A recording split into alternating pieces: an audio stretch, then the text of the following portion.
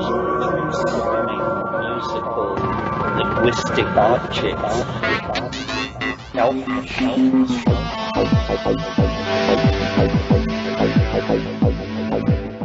Greetings from Cyberdelic Space. This is Lorenzo, and I'm your host here in the Psychedelic Salon.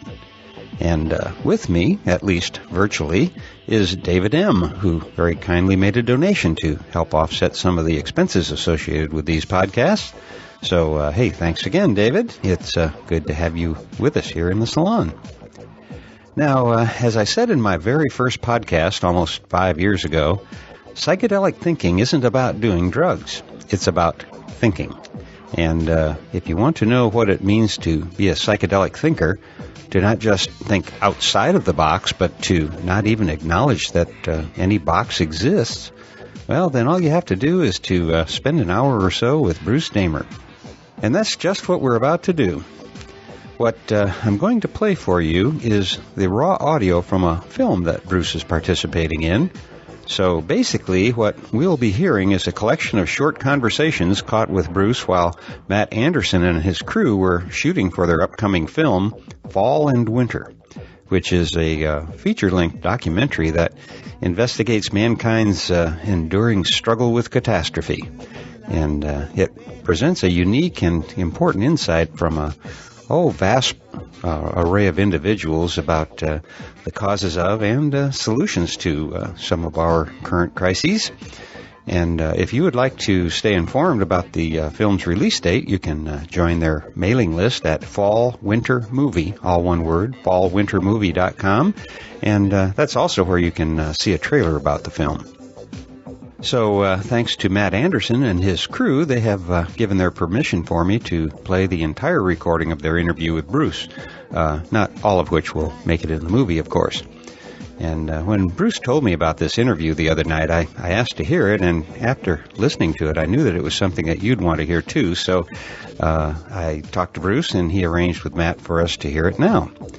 And so keep in mind that this is unedited and taken from a film, so when you hear some funny squeaking sounds as Bruce is giving a tour of his farm, you may not know it, but that's the sound of his pet pigs. However, if you go to Damer.com, you'll find hundreds of photos of his ancient Oaks farm, which is also the home to the world-famous DigiBarn Computer Museum. So let's go there now and join Bruce Damer as he answers questions from Matt Anderson. Questions, I should mention, that you won't hear because Bruce's mic didn't pick them up. But I think you'll be able to figure out what the questions were on your own. So now, here is Bruce Damer. Computers, and we're building new stuff and everything, and you have this very narrow window of opportunity to do something very cool.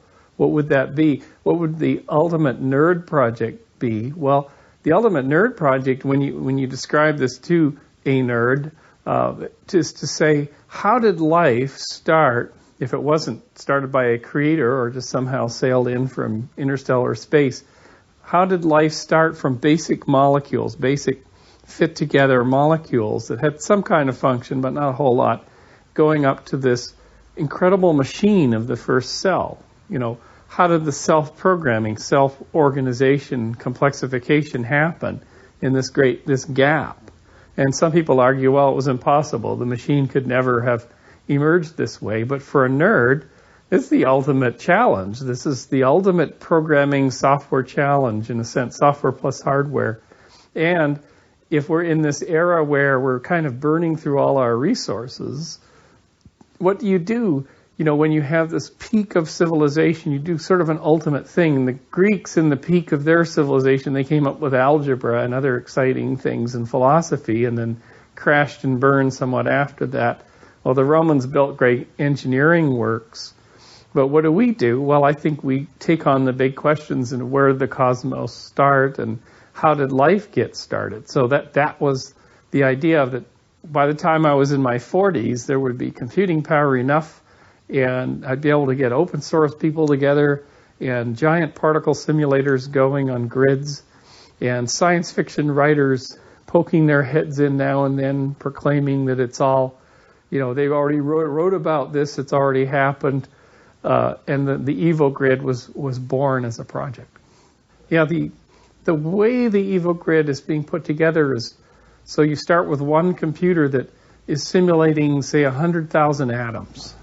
And the atoms are forming into molecules, and the molecules are in some kind of a digital primordial soup. When you add another computer and another one and another one, you can simulate more and more spaces. So as you get more and more of these 100,000 atom molecule computing frames going, you start to look into each frame and say, well, what's going on that's interesting? Well, a little ball of atoms formed into a ball with an inside and an outside over in that frame. Well, we'll allow more of those frames to propagate. And so we're kind of doing an automated selection, not a natural selection, an artificial selection, to speed things up. And then over time, maybe it may take decades, but the frames get bigger and bigger. So there may be a frame with a trillion atoms in it, with all kinds of stuff going on, with little balls with insides and outside, and little replicating virtual molecules and stuff like that. And that becomes a rich enough soup for what's called a ratchet to occur. And ratchet's like when you have a gear going and has teeth, and once the gear goes one way, it can't go back. So a ratchet would be a whole bunch of molecules get together and decide how they replicate. And so they're now replicators. And you never will have a world without replicators. Replicators now dominate. So any free molecules that are around get sucked up into this replication process. And then that's a ratchet. So your gear goes a little bit this way. Then there may be viruses in this replicant universe, and the viruses start to attach themselves to the replicators. And now viruses are going to be there forever. Now, is there life in there? Is that life? Maybe not. It's hard to say, but something that's biological is going on, that's biologically like. So that's the idea of the EvoGrid. And millions of computers at home would serve as observers. So a screensaver would be going on your computer with all this little bouncing balls. And some of those balls are really interesting. Some of the patterns are interesting. So your home computer tells the EvoGrid, I found something cool. Just like the SETI at home, which was looking skyward for signals from extraterrestrial intelligences, that was a grid of machines looking through signals. So the EvoGrid at home will be your computer looking for signs of emergent proto-life in the digital primordial soup. Some science fiction writers write about the mid-21st century that if an EvoGrid-like thing happened, you'd have something that various biologists and philosophers and mathematicians, who knows, or just ordinary Joes looking up at the screen, seeing the stuff moving around. That's obviously, life when you see it, because the things are replicating and they're evolving through natural selection, if that's the process that emerged. And they would say, gee, there's kind of lifelike systems in here. Somebody in the late 21st century might jam a nanofabricator on the end of the machine, and because you modeled chemistry, make the things make the things in molecules and throw them into a beaker and see if they can survive in a chemical soup rather than a virtual chemical soup. So that kind of bridge may happen. Now, for humanity, that's a significant moment, if you will, because then are these things an endangered species? Are you allowed to unplug all the computers and see them go extinct? Are they protected? If they're an alien life form, of course, are they any danger to us? So they probably are not. They're little fragile entities that probably wouldn't do too well in the Terran biological world. They probably wouldn't survive more than a time you can toot your horn. But they're significant because they show us an insight into our own beginnings. They challenge religious beliefs, creationist beliefs. They show us that life may have emerged elsewhere in the universe, in different environments. They will be, in a sense, one of the ultimate creations of the biosphere. After all this 4 billion years of trial and error and evolving us, and perhaps Gaia, the biosphere, has a devious plan, which is to allow one of its species, one of its offspring, to create a mechanism to create new forms of life, because the EvoGrid shows that you could simulate the evolution of life in other places. You could actually evolve life that can live in other places. So, for example, you want to put life on the Martian ice cap, you simulate the ice cap, you simulate the ice and the chemicals in it, evolve something that could live there. By the time your little probe drops down and puts those creatures onto the Martian ice cap, they're rocking, they're ready to go. They know how to live there. So perhaps, is it a mechanism to propagate life? Is it a mechanism to understand where life can come from? Is it a mechanism to finally give up, force us to seriously give up our belief that something has created us and is running the show, so we take responsibility for our circumstance? Could this actually happen during, if this film was about the chaotic dissolution of human civilization, would the EvoGrid, just like in any good Hollywood picture, would the EvoGrid suddenly work at the point of ultimate chaos when the whole system is coming crashing down? Would that matter? Would the fact that the EvoGrid had produced life somehow shift the balance away from chaos and create an aha moment? This would be what every science fiction writer would put into a script for a good Hollywood end-of-the-world thriller.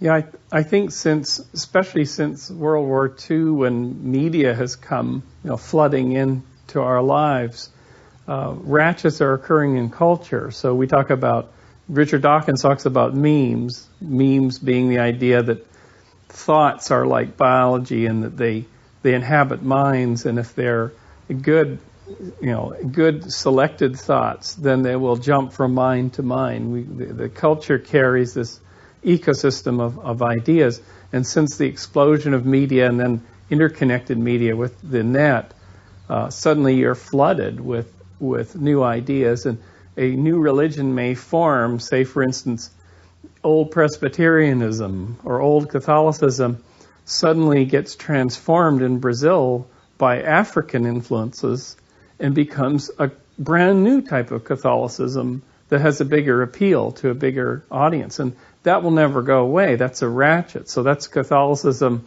9.6 or something like that. And the Catholic Church can't control that, and they have to accept that. So on top of all that come all kinds of evangelical religions, and that are very media savvy, and that they're now there forever. New Age religions, beliefs in technology, beliefs in singularities, all those sorts of things are also ratchets, and so those are now in the soup, and they're embedded into people's minds, and these things are happening faster and faster and faster, and in a sense it's creating the crescendo, because the crescendo of human civilization really is going to be in people's minds more than on the streets. It'll be in the minds first. So whatever unfolds is going to start with this huge soup, this primordial soup that has exploded, the Cambrian explosion of these ratcheted ideas and belief systems. Yeah, there's a wonderful book. It was the 1968, I believe, Hugo Award winner, which is the top award in the science fiction, by John Brunner, a book called Stand on Zanzibar. And I picked it up the other day and reread it because it talks about the early 21st century Earth, and it talks about, it's 2005, and there are 6 billion of us crowding the Earth, and the hive mind is going crazy but doesn't know until it's too late. And the cover of Stand on Zanzibar is very foretelling for our time. It shows little cubby holes, and in each cubby hole is groups of people. So there's hippies in one, and there's kind of evangelical believers in another, and they're business types, and they're kind of crazy people, and everybody lives in their own reality bubble, their own belief bubble, delusional space or committed belief space, and they all live in these separate things. And so if you look at where we are now, that is exactly where we are. I mean, the culture wars in the United States for the last 10 years or so is the creation through intense media and intense radicalization of cubby holes of belief of various communities that really, they're living cheek to jowl with their neighbors, but they are living in a completely different world. They see the world differently. They get their news from different sources. They go to different organizations. They vote differently. And they really have nothing in common with the people next door. Whereas if you go roll the clock back, 30, 40, 50 years, I think you'd find much more of a common belief system. And as we roll into the 21st century, there's going to be thousands more of these, hundreds or thousands more of these belief bubbles that form and pop. I mean, people tell jokes about this part of Northern California where, you meet somebody and you say, oh, you don't say, how are you? You say, well, I haven't seen you in a couple of months. What sex are you now? What religion are you now? What job do you have now? What world cosmological theories do you have now? Because people change so much, and it's a joke that's told about this, but in fact that is what is happening. And there's a positive side to that in that people have become very malleable. So instead of staying in one church or one religion or one company or one worldview, they can be shifted out of that worldview and go to the next thing quickly, so they can get out of the cult or get out of the bureaucracy that they're in or the military culture that they were raised in, etc., and they can shift to new things. The downside, of course, is that they're, especially in the United States, people are very suggestible, they're very gullible, and they'll believe just about anything if it appears in a blog on the internet. They'll just pick it up and take it up. So they're in a sense, when people are in that state, they're radicalizable, and you can sort of see that in many groups in the U.S. and certainly in the Muslim world. You can see how they radicalize young men. Well, the same thing happens in the West. The West is mirroring that and doing the same thing. So in a sense, that flexibility of people being able to buy into whole new worldviews that may be cockamamie or may be sensible is an opportunity, but it is also our biggest threat to our civilization. And it's radicalization of people to do harm to other people and to do harm to their environment, which is probably the number one threat to the 21st century. So human civilization, perhaps, you could look at as like a big jumbo jet flight, and in the past, you had everyone sitting in economy sort of thought the same thing. Everybody in business class thought the same thing, and there were the people who were working the aisles, the hostesses, and then there were the pilots who are kind of running the ship and kind of on task, and really a simpler set of classes of people. The business types talk business language and golf, and the economy folks were talking about their kids' football games and the stuff they were building in their backyards and stuff.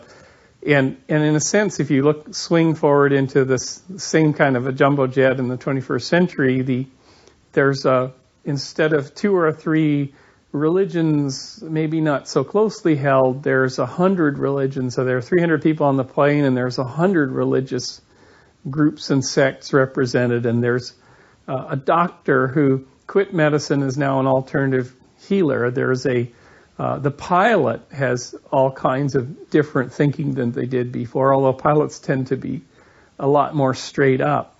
But in the business section, there's a billionaire who started a company like Google who wants to change the world and probably has the power to do it. And then there are people who are getting ready to wreck the world with financial instruments that shouldn't be allowed, toxic financial instruments they're designing. But there's probably, in the 300 people on the plane, there are probably 290 completely separate cosmological, economic, and world views represented. And everybody, of course, is wired, and they're connected into virtual communities. They're playing multi-user avatar space games on board. They're tied into hundreds of streams. They're all publishers. They're all publishing their views. And there are those who probably have gone through the psychedelic realms with thousands of psychedelic substances. There are those who consume vast amounts of new writing.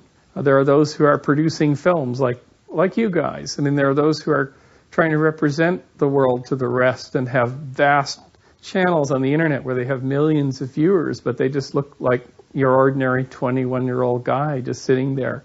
So, I mean, that is where we are, and it looks like the same passengers, maybe a little less formally dressed and carrying way too much hand luggage, but that's the 21st century airliner versus a 1965 airliner, for example. And so, the very good question is, the next question is, what happens if the airliner gets into heavy turbulence, for example, or there's a real emergency? Well, truthfully, it's hard to say, but in the mid-60s, we'll wait till the car goes by.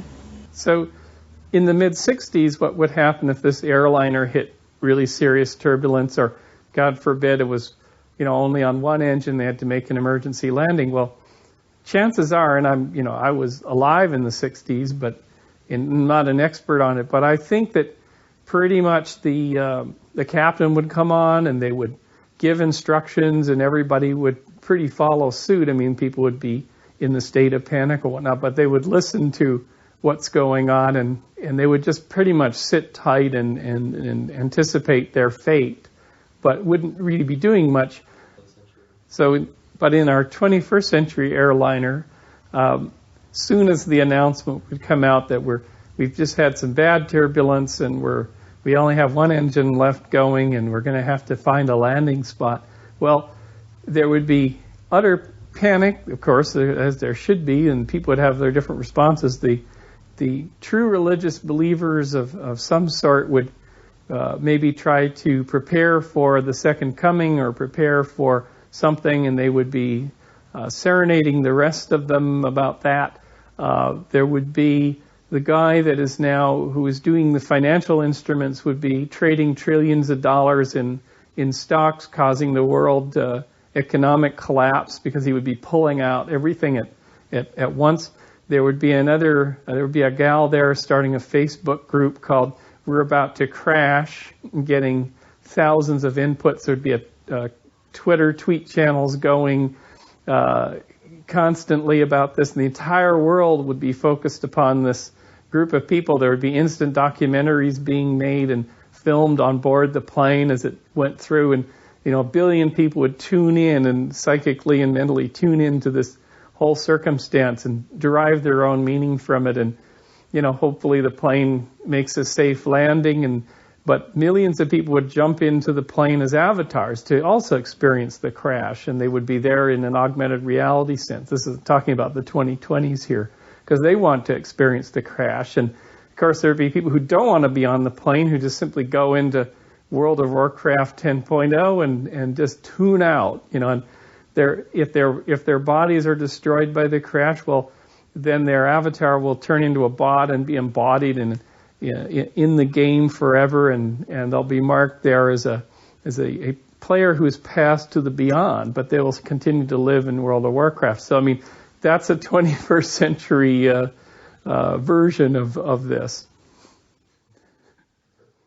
Well, I lived in Eastern Europe from about 1990 to 94, setting up technology labs with retiring nuclear bomb scientists, etc., in the city of Prague. And it was interesting seeing that transition. But what was clear at that time, about 1990 or 91, was the Soviet Union was undergoing a kind of real collapse. And just a couple of years ago, when the United States started to have its little economic problems, there was this Russian guy, I can't remember his name, who was a teenager at that time, and he talked about the collapse gap. Now, of course, you remember the missile gap of the 60s and the cave or the mineshaft gap of the film, of the Peter Sellers film, Dr. Strangelove. Well, he was claiming, this Russian guy was claiming that there's a collapse gap and that the Soviet Union was really ready, rockingly ready for collapse. People used public transportation. They grew their own food in their countryside plots. They were used to deprivation and suffering. So they were rockingly prepared for collapse. And when collapse came, gosh darn it, they went through it fine.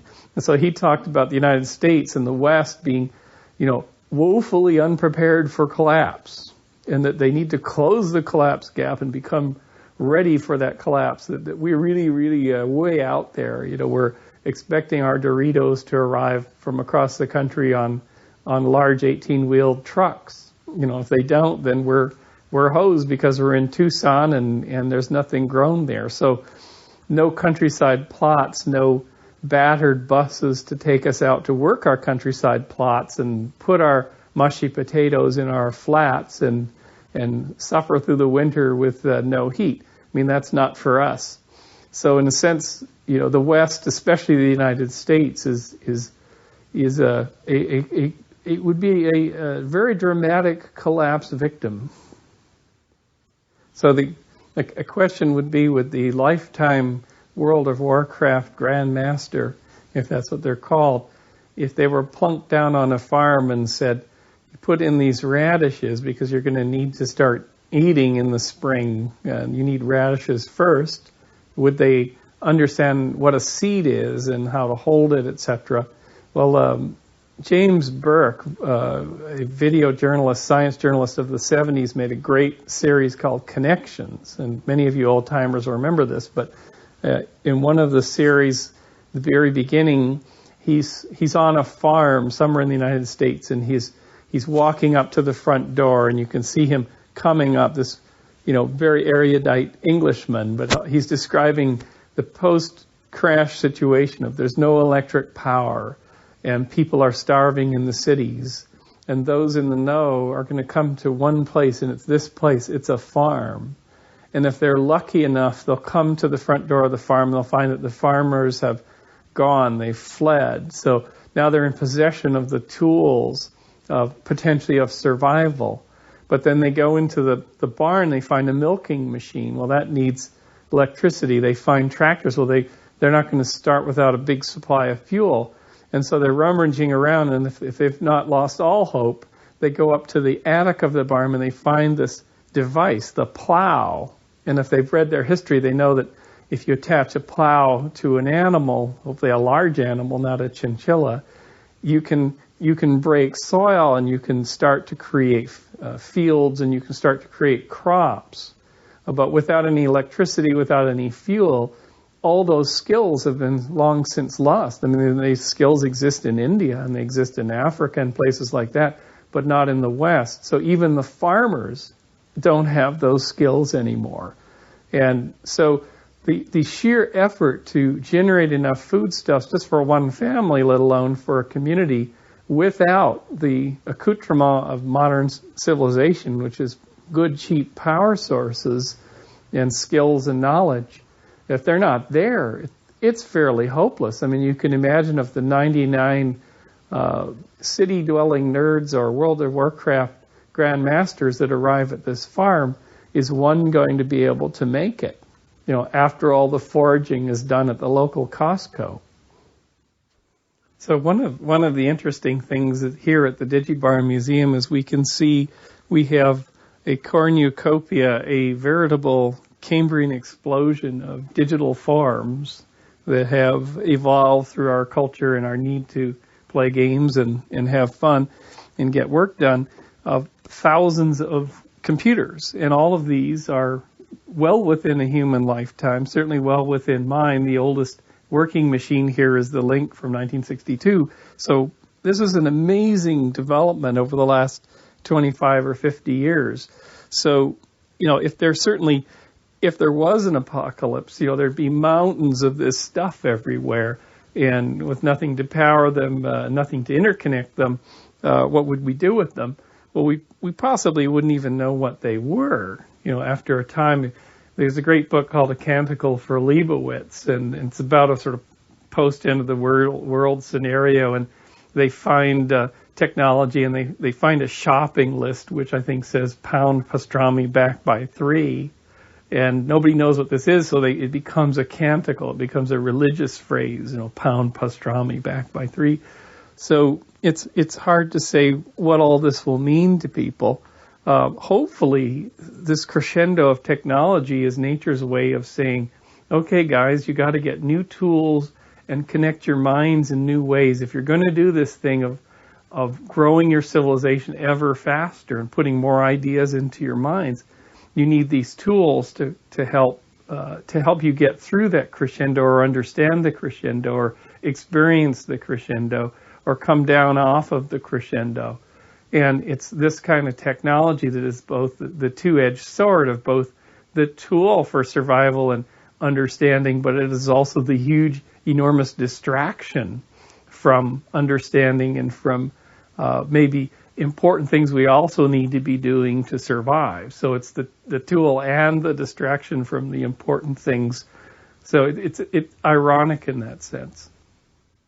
So in a sense, all of these, if one was to believe in a technological singularity coming from the future through the purple ring opens in the sky and the Terminator 10,000 machine comes in, this would be an ideal bomb shelter for that, because as the machines from the future arrive, if you're hiding behind your little Macintosh portable, you're going to be saved and spared, because they're going to think, oh, it's our ancestors. It's the nursery. Let these carbon units survive. Something like that. But, all joking aside, I think that it's what will happen in this crescendo to come isn't going to be something simple. It's going to be something very complex and very hard to figure out. But I think Hollywood films really give us a good point of view on this. In a Hollywood film, everything sort of starts out and you learn about the characters and the drama for a while. It's a little bit slow, and then things start to happen and people start to be pushed from one crisis to another. There's a lot of great films that use this formula. And then there's this moment where all of it comes together. So somebody who met somebody who has certain knowledge the robot android is able to sit down at the terminal and call the spaceship down, or Sigourney Weaver is able to, somehow get out of the tunnel with the alien chasing her at exactly the right moment. It's always that way, and I think that human beings are going to go through that kind of a drama, and they're going to use every piece of technology they have, every idea they have, to get through this drama, this crescendo. And the crescendo may not be necessarily the end of the world, but it's going to be a test, an enormous challenge to civilization and to people's basic sense of humanity.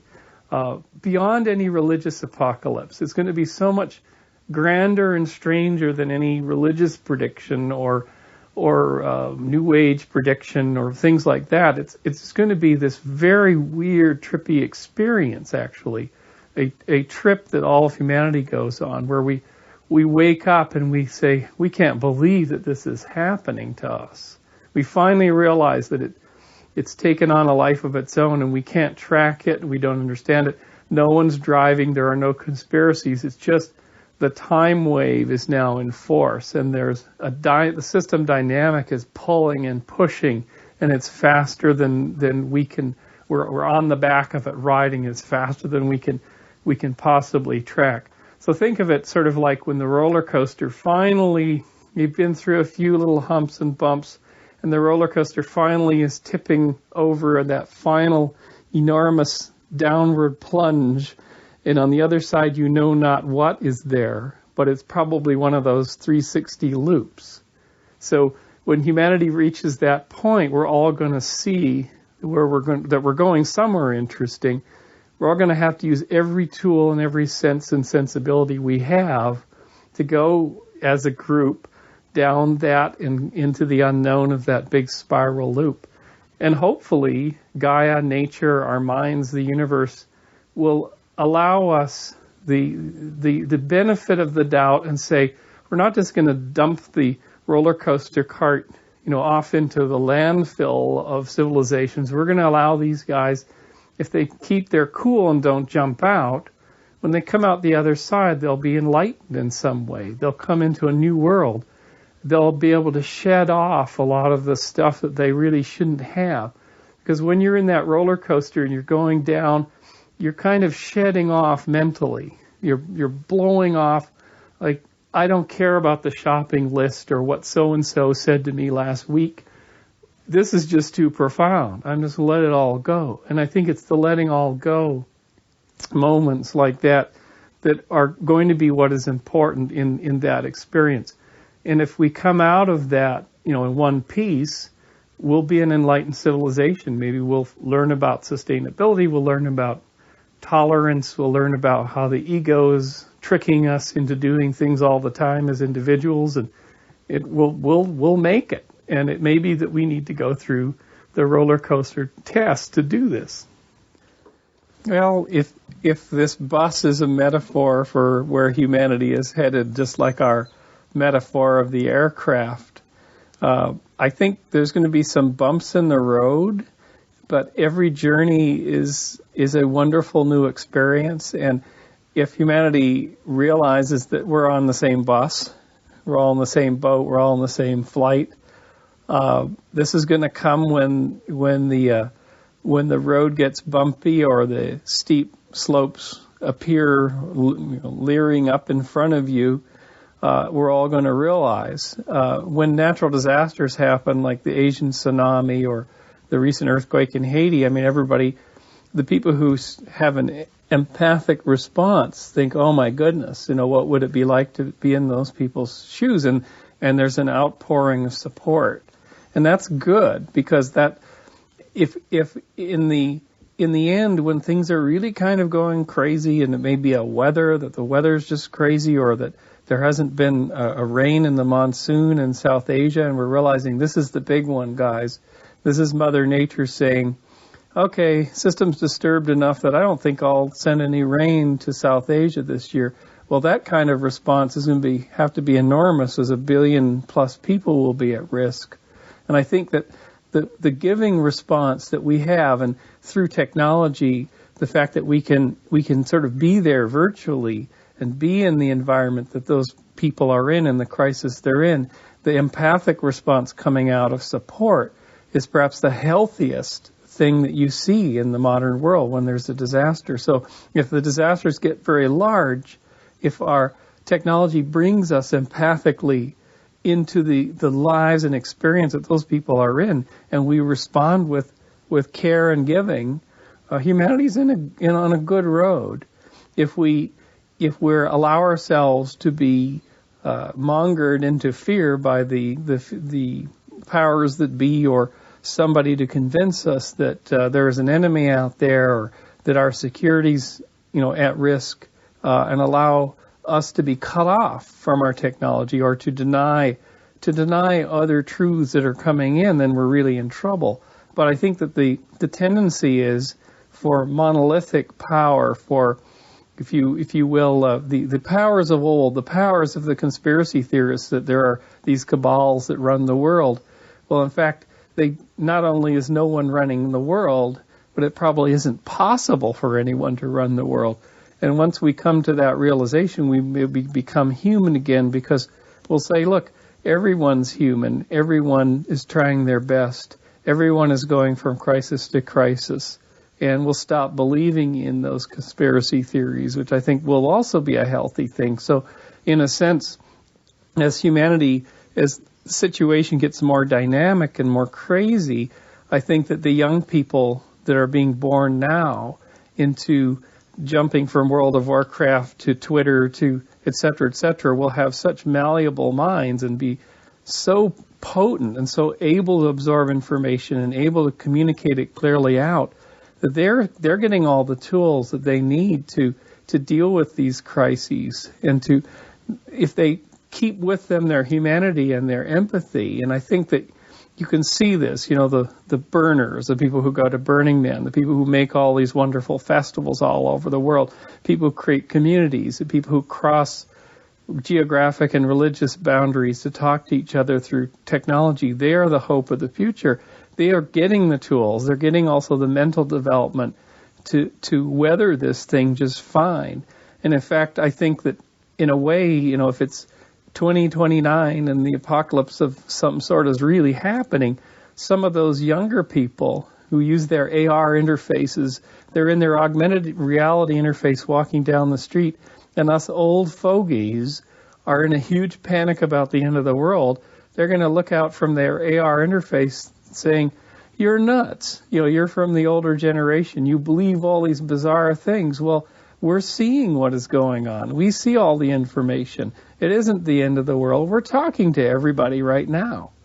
And you guys are in your own isolated pocket realities running around saying the sky is falling. Well, guess what? It's not. And we're not going to be, led over a cliff by you old fogies. So in some sense, that's an optimistic view that the younger people will say, you know what, we need to grab the steering wheel and start driving because these old fogies are getting ready to send armies across the border to get their water supplies, and they're getting ready to shut down our precious augmented reality grid due to fear, and we're not going to allow it. We're setting up our alternate net. We're going to put a botnet on their net. We're going to set up our alternate net and say, sorry, we're going to unplug you guys. So perhaps one of the best scenarios for the crescendo, if you will, would be the young people saying, no, get serious. We're not doing that. We're not going to go down that crazy route. We're unplugging you guys. We're sending you into the corner for a while. You can sit there, but the world isn't coming to an end because we're not allowing you guys to take us there. And we're communicating with everyone who matters, which is all the other young people who are inheriting the future. And we're not going to allow you guys that think you're in a position of power, which you're actually not. We're not allowing you guys to take that future away from us. Okay, well, we're sitting on the bus. It's in a bus here at our farm, and it's called No Further.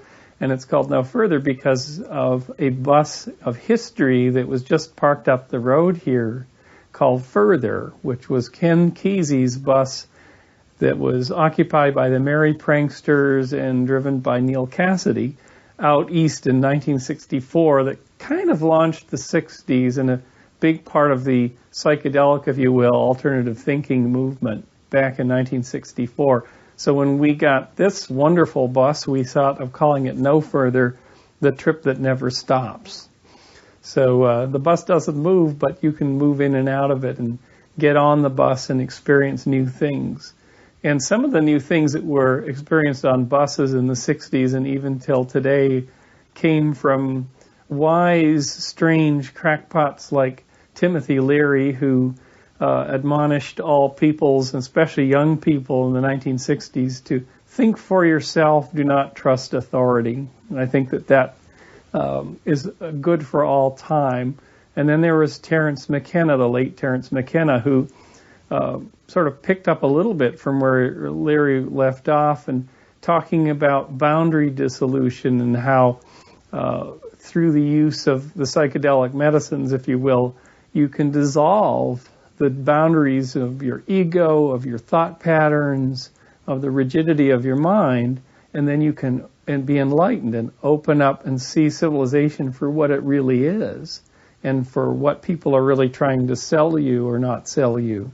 So McKenna was very wise to this, and his hope was that younger people would dissolve these boundaries in any way that they could early in their lives so that they really don't trust authority and do think for themselves. And so it's these kind of enlightened beings, as guided by Leary and McKenna perhaps, and many, many others like Eckhart Tolle or other people who are going to inherit the earth. So in a sense, it'll be the geeks that inherit the earth, but they'll be enlightened geeks, we hope.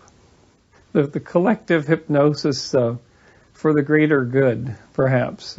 Burning Man, which started in San Francisco on a beach in the 80s and then moved to the desert in 1990, has been this wonderful collective, not only boundary dissolution, because when you're in the desert for a week and you're a little bit sleep deprived and you're surrounded by bizarre art cars and people all painted up and performance and people making, God forbid, eye contact, you start to get transformed and you end up on this, in a sense, on a group high or a group transcendence at Burning Man.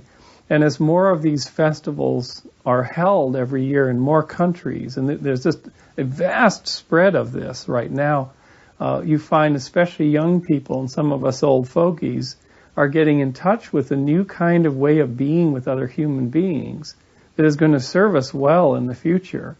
And it's all about that old eye contact thing.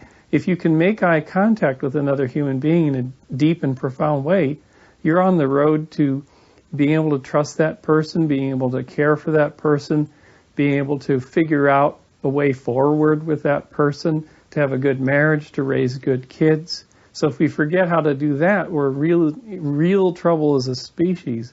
But all these festivals are a place to do that. And so in a sense, they're a species response to maybe some of the toxicity of sitting in front of alarmist media, or being too isolated on the net, or having a lousy job and a mean boss or something like that. So these festivals are the revitalization of humanity, and they're so full of wonderful young people that they are exploring their sexual boundaries, their creative boundaries, everything you name. And in these festivals, there is no religion, there's no culture wars. There's just this group good feeling, and that is what we're going to have to be seeking in the future if we're going to survive just as creatures. If I was 16 now, and my wife claims I probably am still 16 eternally, but if I was 16 now, I would be less concerned with impressing other people and fitting in. Certainly I would go to university, but not because I'm trying to meet some minimum standard and fit in and get slotted into that thing, that career or whatever. I wouldn't even listen necessarily to my peers. I would say, life has got to be more than that. It's got to be more than saying, how do I slot myself into the world that it currently is? It's got to be about something more powerful, that you go back to, say, when you were 12 or when you were 10 and you had a really powerful experience, say, of looking at a dandelion or nature, or had some powerful internal urge. Those are your guidelines. Or you made a paper mache thing and it looks so cool. One of the things you should know when you're 16 is that if you go on the track of getting the college degree and getting into a career track or whatever, those powerful magical moments come fewer and fewer and fewer as you get older. And you start losing perspective that you even had them. And then when you're really much older, you'll say, wait a minute, I'm not alive anymore. I can't taste the food that I'm eating. I don't sense anything anymore. Well, why? Because you've been in the regimented track. So when you're 16, look back at when you were 12, 10, 8, 4 years old, at the most intense, exquisite, sensual experiences, ideas, passions that you had, and make those the touchstones for your life, that you want to continue to have those kind of experiences going forward, and that anything that threatens those, or that you feel deep inside that, gee, if I go into chartered accountancy and work my way up through the firm, I might become kind of robotic like the other partners in the firm, and check in with yourself and say, would I ever paint a painting? Would I ever tell an interesting story? Well, probably after 20 years of that, no, unless you're really good at segmenting your life. So go to some of those festivals where the other 16-year-olds are, or the 20-year-olds, and see how they're expressing themselves and how they're keeping their youthfulness, and they're keeping the spontaneity and the power in themselves, the power to express and the power to take in. Go and experience that, because you don't want to lose access to that. Because if you've lost access to that, you'll become the android that believes the conspiracy theory. You'll become the reactionary talking head that is trying to sell something. You'll just become that. If you stay in the wonder that you already had as a child, as you become an adult, you keep a steely grip upon that wonder and ever seek it out. You'll stay alive, and you won't fall into the abyss of so-called civilization. And you'll, of course, be the envy of all your friends who did take that investment banking job and now are facing a large mortgage and whatnot. They'll envy you. They won't understand you. until you get them to come to the same festival and find the things that they had when they were young again and get a little bit reborn. Because in the end, when civilization is shaky and rocky, truthfully, it is all the structures of the investment banks and the governmental agencies and the pulpits of religions. Those are the things that are going to come crashing down, because those are the things that are patently unsustainable. They don't feed people. And in the face of shock, they shatter. The people who have resilience, who are able to have emotional resilience and passion about who they are and know who they are the ones that aren't going to rush off behind the preacher that says the world is coming to the end. Those are the people that are going to stay with it emotional resilience. And the festival goers are going to be really prepared for collapse. They're going to be collapse ready.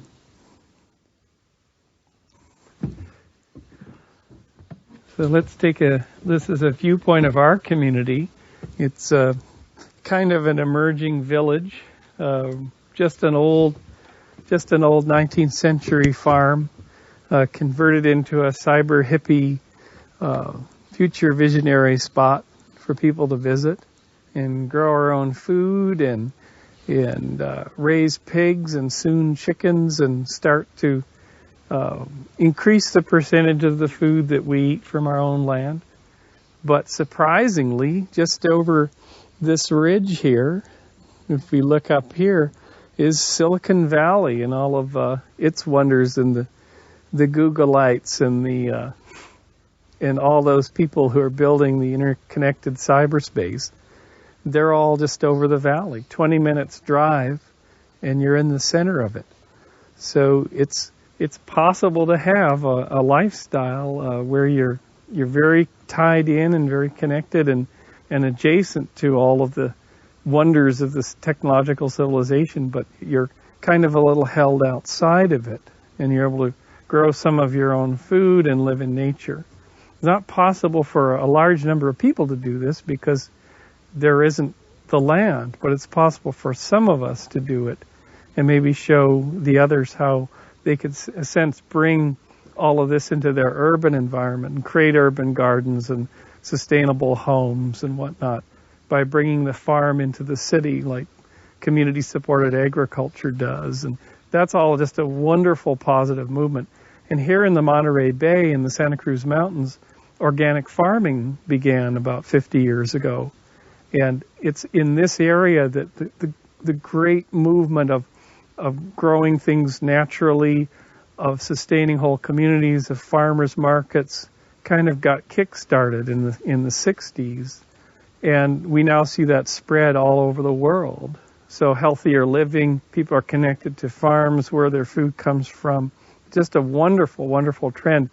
And living here in the Monterey Bay, you realize that there's so much food produced here, and there are reliable rainfalls, and that we feed all the nerds of Silicon Valley, plum heirloom tomatoes every day because we can. So this part of Northern California is, I think, in a sense, a model for the future because it's highly intelligent, techie people who have enlightenment, who are not held in the sway of authority necessarily. They get a little bit greedy for investor dollars now and then, but really, when it comes down to it, they're very individualistic and they're sharing in the hippie kind of a way. So Silicon Valley plus the farming culture and the organic culture of the coast here and inland is just a tremendous model. And of course, the festival culture, Burning Man came out of this area. Here in the little town of Boulder Creek, you may be driving along and you'll see a burner car drive past. So, perhaps a model for the sustainable future and enlightened future might be right in your own backyard. You might be living in Portugal and you might find a community that's like this. You might be living in Russia. You might be living in Australia. You might be living in Ghana and find a community that is doing these kinds of similar things, growing their own food, being connected to the world, thinking for themselves.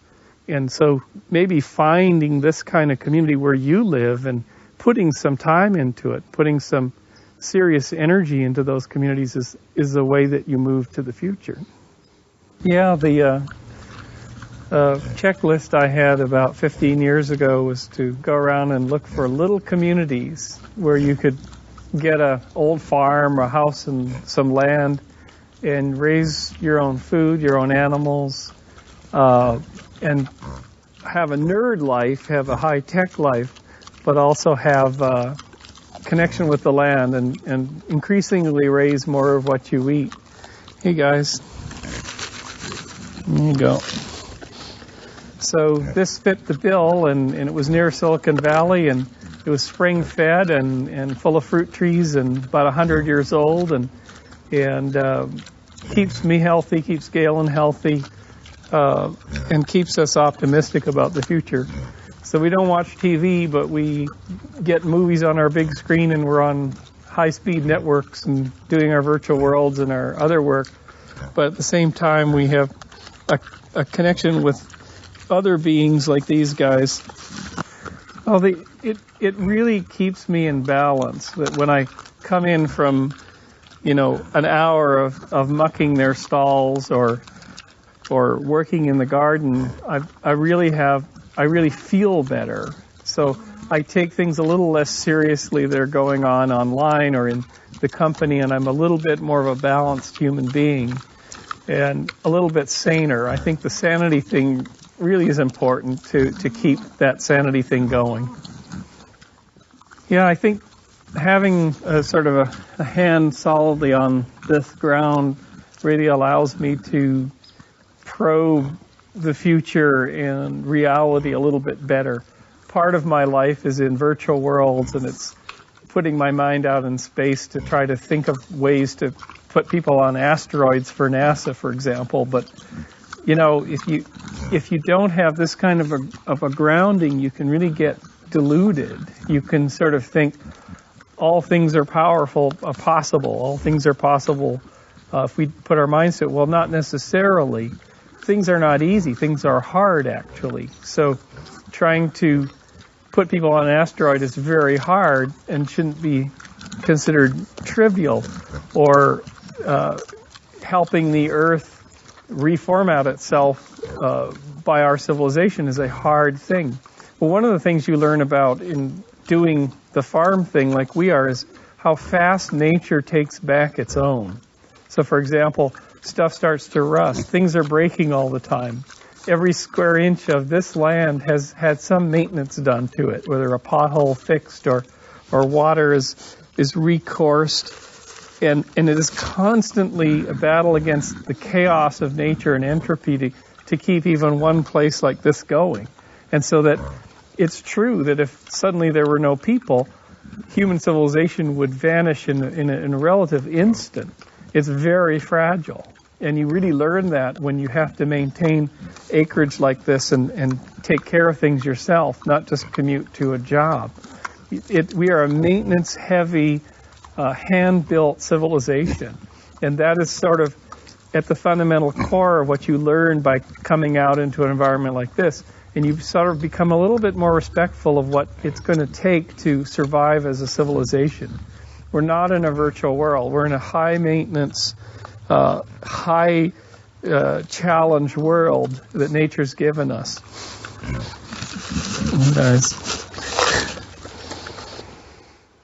So as we can see, in the recent storm, Mother Nature decided she wanted to reclaim this greenhouse, and it's leaning over precipitously, so I had to brace it up here with this ladder, and it's a good example of how you're constantly in a maintenance mode, and that civilization is like this. It's a carefully hand-built, lovingly maintained thing, and if we lose our minds and we start to kind of go crazy, we're going to find out really quickly how the toilets stop flushing, and that we actually have to get back to basics and figuring out how to keep the planet from leaning over in such a precipitous manner.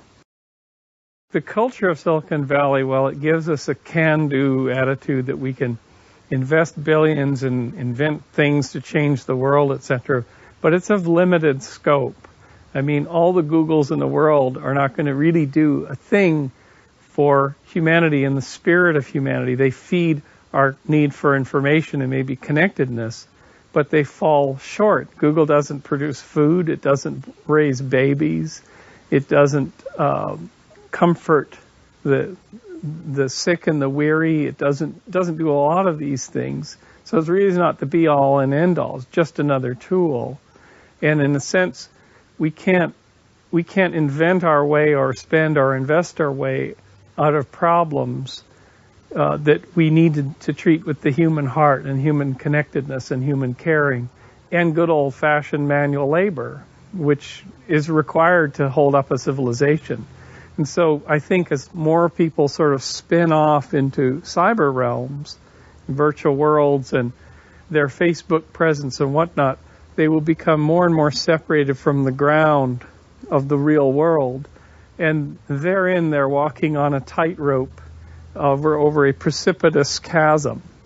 And perhaps what will happen at some point in the future, like any good Hollywood thriller, is they'll be a little unsteady on their balance bar, and they'll suddenly look down and realize that they're 100 miles in the air in this cyber realm, in this world of stimulus response and tasks and messages and online presences and identities.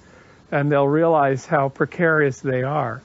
But being still human beings, the only way they'll be able to stabilize themselves on this tightrope is to look forward and see that there's another person who's just realized that the rope has shifted, and they'll reach out a hand and hold the hand of that person, and then thereby stabilize and save themselves. And I think that that's probably a good metaphor for this whole thing, is look out for when you finally realize that the system is shaking underneath. Reach for somebody and look them in the eye, and therein you will find your rescue. You're listening to the Psychedelic Salon, where people are changing their lives one thought at a time. You know, it's really interesting how things seem to come together sometimes. I'm sure that you would agree that it was good advice we were hearing just now when Bruce recommended reaching out for someone's hand if things seem to be falling apart on you during this great shift in our species consciousness that is now well underway.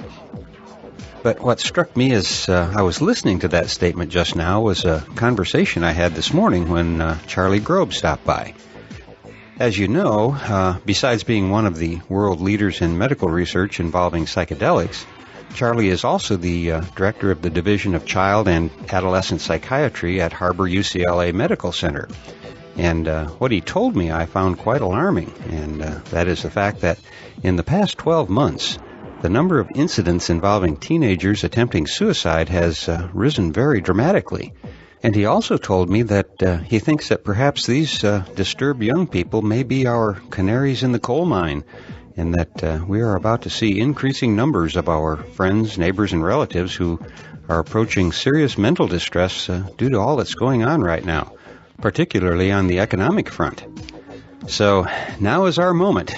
These are the times that the worldwide psychedelic community can show what it's made of by first reaching out our hands to catch one another, and then becoming the foundation of strength to give a hand to others who are having trouble coping with rapid and unsuspected change. As I told Charlie this morning, once you've been in a few tight spots while working with the medicine, nothing in the default world is even going to come close to those weird scrapes that we've had in Entheospace. Once you played ball with the machine elves, there shouldn't be anything you can't get through.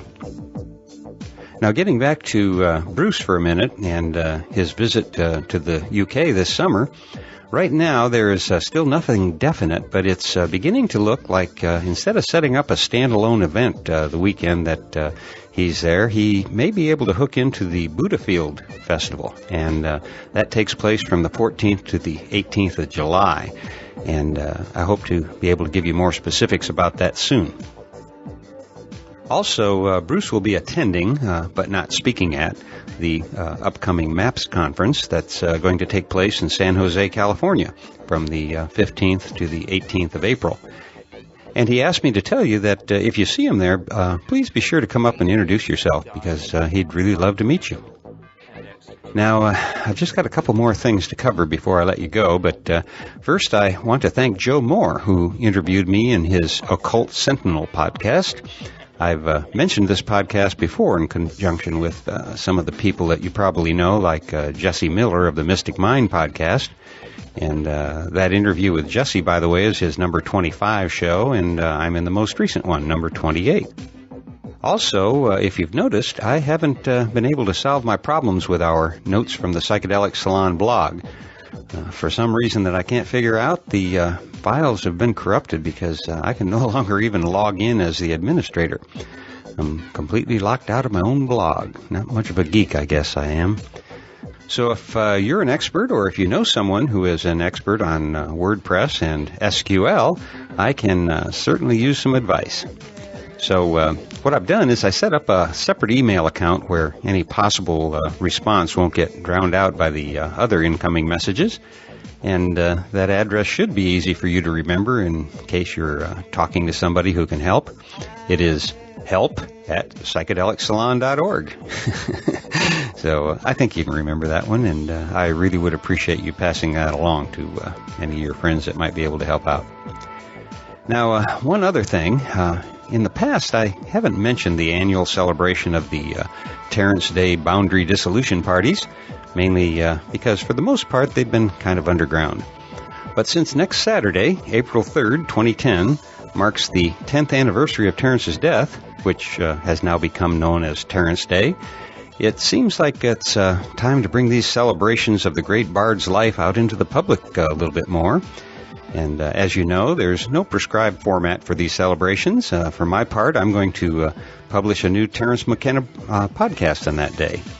And I know some of my other friends have more ambitious plans, and they're going to be having multimedia parties celebrating Terrence Day. So if you're planning something that you'd like the world to see, well, I'll be happy to post photos, videos, and audio clips either in a podcast or at least on our program notes blog, once some brilliant saloner figures out how to fix it, of course. But no matter where you are next Saturday, even if you aren't attending an organized Terrence Day event, I hope that you'll at least give a smile to a stranger in the memory of Terence McKenna. Well, that's about it for today, and so I'll again close this podcast by reminding you that this and most of the podcasts from the Psychedelic Salon are freely available for you to use in your own audio projects under the Creative Commons Attribution Non-Commercial Share-alike 3.0 license. And if you have any questions about that, just click the Creative Commons link at the bottom of the Psychedelic Salon webpage, which you can find through psychedelicsalon.org. And for now, this is Lorenzo signing off from Cyberdelic Space. Be well, my friends.